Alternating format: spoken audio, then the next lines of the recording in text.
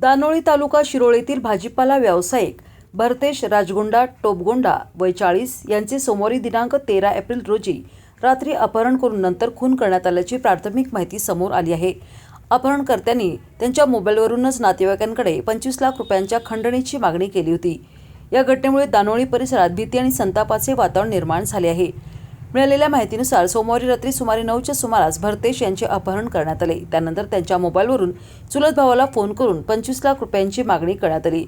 अपहरणकर्त्यांनी सांगितलेल्या ठिकाणी भरतेश यांचा भाऊ महावीर आणि त्याचे 2 मित्र पोहोचले। मात्र अपहरणकर्त्यांनी वारंवार ठिकाण बदलण्यास सांगितले। काही वेळानंतर मोबाईलही बंद झाला, त्यामुळे संशय अधिकच गडद झाला। घटनेची माहिती मिळताच काही ग्रामस्थांनी जयसिंगपूर पोलीस ठाणे येथे धाव घेत तक्रार दिली। अपहरणकर्त्यांच्या फोनचे रेकॉर्डिंगही पोलिसांना ऐकवण्यात आले। मात्र पोलिसांनी केवळ बेपत्ता झाल्याची नोंद घेत उद्या तपास करू असे सांगितल्याचा आरोप ग्रामस्थांनी केला। यामुळे नागरिकांमध्ये तीव्र नाराजी पसरली। त्यानंतर ग्रामस्थांनी प्रशांत नेजकर यांच्या मदतीने स्वतःच शोध मोहीम सुरू केली।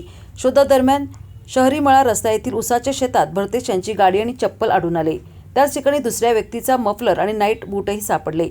घटनास्थळी झटापट झाल्याचे स्पष्ट संकेत मिळाल्यानं अपहरणानंतर गंभीर प्रकार घडल्याचा संशय व्यक्त केला जात आहे।